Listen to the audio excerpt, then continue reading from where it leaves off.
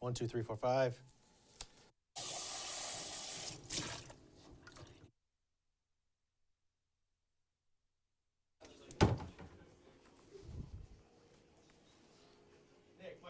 Check, check, 1, 2, 3. This is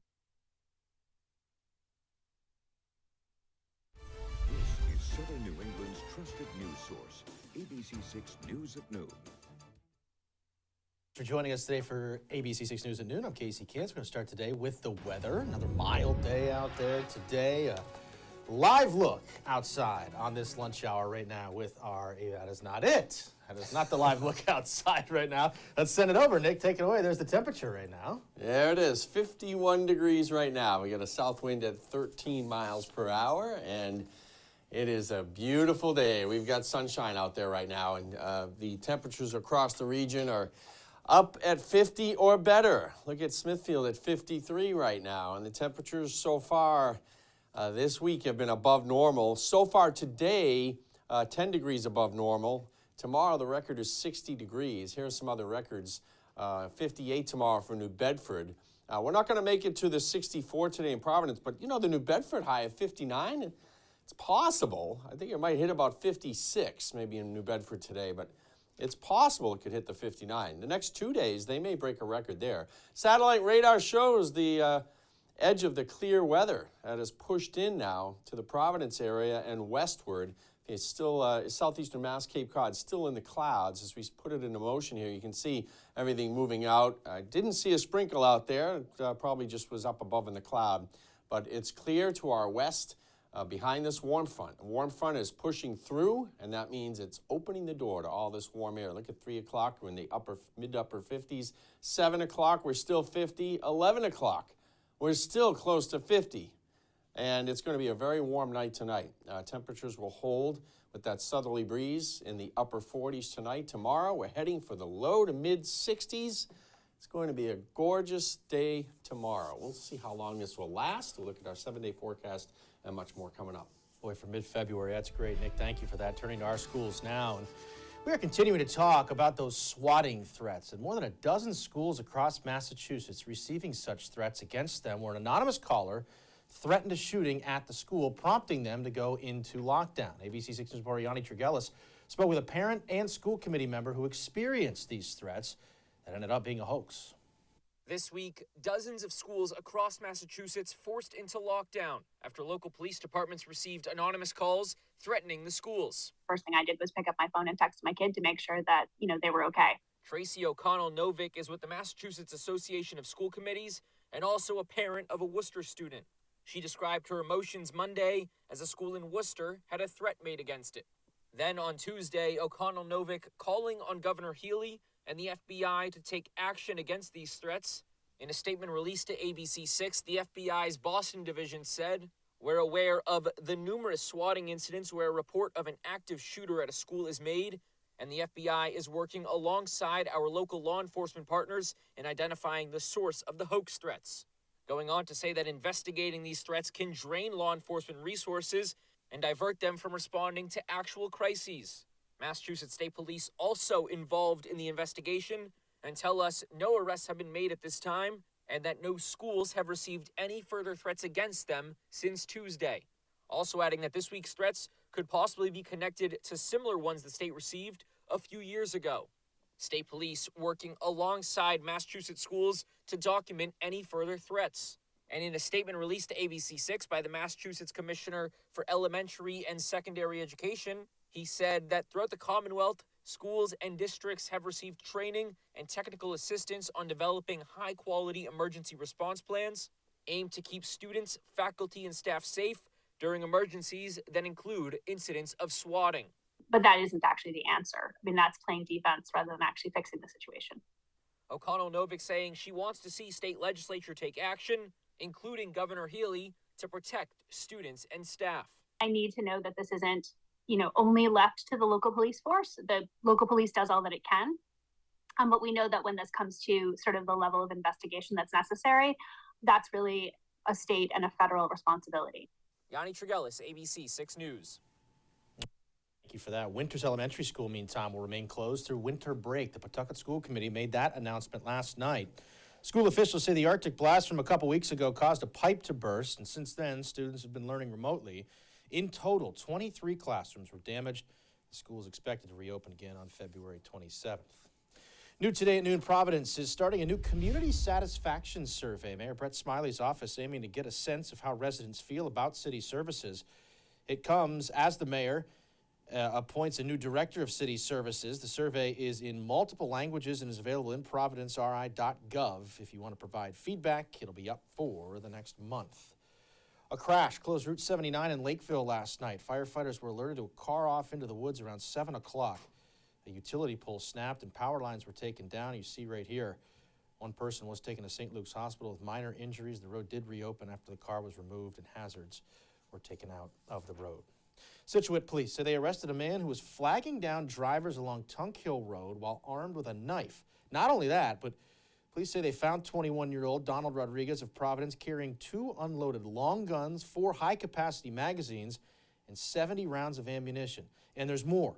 Police say he was also carrying a homemade silencer designed to suppress the sound of gunshots. Rodriguez was arraigned Tuesday. He's being held at the ACI while awaiting a competency hearing. In Johnston, police say they arrested a man who was driving erratically and illegally had a gun. Police say 36-year-old Vanny Prone of Cranston was carrying the Glock you see here without a license. The gun was found after the officer initiated a search of the car because he felt the man was behaving nervously, police say. He was also charged with driving with a suspended license. Now to an ABC6 News update today. Providence police say one person is dead after getting hit by a car last night. This is around 10 o'clock last night on North Main Street in front of Charles Gate Apartments. Police did close a section of this road for about an hour for accident reconstruction. They're not releasing any information on the victim. It's also unclear if the driver will be facing any charges. We'll update this story on air and online as soon as new information comes into the newsroom. Checking national headlines today, and today we are learning more about the victims who died at the hands of a gunman who opened fire inside 2 campus buildings at Michigan State University. At least 3 students were killed, 5 others were injured. We're also today hearing from some of the survivors who say they've experienced this type of tragedy before. ABC's Alex Perez is in East Lansing with more. Michigan State University is remembering the victims of Monday's deadly mass shooting. Authorities releasing the names of the 3 lives cut tragically short. Sophomore Brian Frazier, president of his fraternity, Phi Delta Theta, posting on their website, "Brian was a great friend." Junior Alexandria Werner, an athlete known for her kindness. You truly can't create a more perfect kiddo. And as her high school principal and family friend, and you know, that's what we lost. And junior Ariel Diamond Anderson, who wanted to be a surgeon. I haven't grasped it yet. She was just with me the weekend. So I thank God that he gave me some time to spend with her. 5 other students hospitalized in critical condition. Matt Riddle's daughter, Emma, survived the MSU mass shooting just 14 months after surviving another shooting at a high school in Oxford, Michigan, that left 4 dead and 7 injured. Having been through it in Oxford, it helped her understand what she needs to do in these situations. Police say the MSU gunman, Anthony McCrae, died of a self-inflicted gunshot wound hours after opening fire in 2 buildings on campus. The 43-year-old suspect had no affiliation to the university. He was not a student, faculty, staff. Investigators describe him as a loner who suffered from mental health issues and say they discovered a 3-page document where police say he listed other targets in Colorado and New Jersey. According to Michigan's Department of Corrections, McCrae served 18 months in prison between 2019 and 2021 on a weapons charge, raising questions about how he obtained the guns he had with him during Monday's shooting. An exact motive remains unclear. One staggering statistic to consider: mass shootings in schools in just the last 5 years are up 150%. Alex Perez, ABC News, East Lansing, Michigan. And still to come today on ABC6 News at noon, the tough questions an FAA administrator will handle after several near misses on the runway in recent weeks. And later, The Boss is coming to Foxborough. Details on when you can see Bruce Springsteen at Gillette Stadium.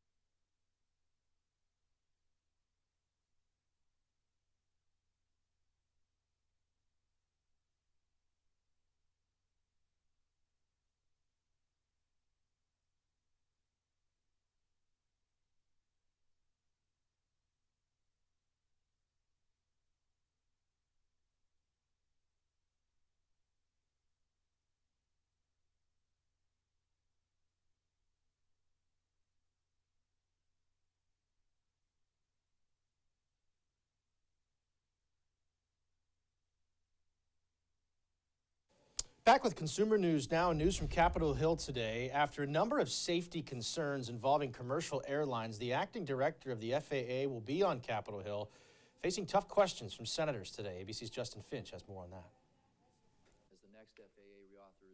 The safety of U.S. air travel topping the agenda at a Senate Commerce Committee hearing this morning after several near misses and a nationwide technical glitch that impacted commercial airlines and thousands of passengers. Complacency has no place in air transportation. Acting FAA Administrator Billy Nolan testifying and addressing last month's NOTAM system failure that grounded all U.S. flights for hours. This week, Nolan also announcing the agency is convening a safety review team to investigate the U.S. aviation system following several near disasters involving passenger planes. We are experiencing the safest period in aviation history, but we do not take that for granted. ABC News hearing from passengers who say they were aboard a United Airlines flight in December that nearly plunged into the Pacific Ocean. And then all of a sudden, I just felt like my stomach was in my throat. There have been 2 other close calls at U.S. airports just within the last month. Delta 1943, cancel takeoff plans. At New York's JFK Airport, a Delta plane nearly striking an American Airlines flight that was on the wrong runway, the pilot slamming on the brakes. This could have been the worst aviation disaster in U.S. history. And in Austin, Texas, Southwest aboard. FedEx is on the go. A FedEx cargo plane preparing to land, coming within only 100 feet of a Southwest flight full of passengers that was taking off on the same runway. Air safety is built on our being intolerant of any mistake. And the union representing those American Airlines pilots involved in that near miss at JFK Airport say those pilots will now comply with a subpoena from the NTSB to take part in interviews after 3 past refusals to comply. Justin Finch, ABC News, Washington. And more ABC6 news still to come today. We'll have Nick's full 7-day forecast and a check of things, how they're doing out there today as you look at the State House today at noon. That forecast is next. Stay with us.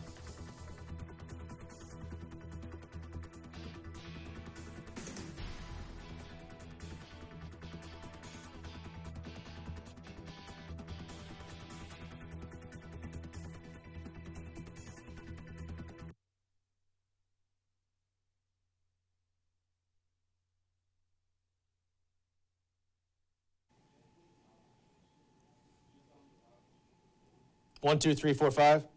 Mic check. Keep going. 1, 2, 3, 4, 5. 1, 2, 3, 4, 5. ABC6. Futurecast Storm Tracker ABC6. 1, 2, 3, 4, 5. Still to come today on ABC6 News at noon. Fans. Yeah, I figured we are. 1, 2, 3. Don't say anything stupid. 1, 2, 3, 4, 5. Mic check. Mic check. 1, 2, 3, 4, 5.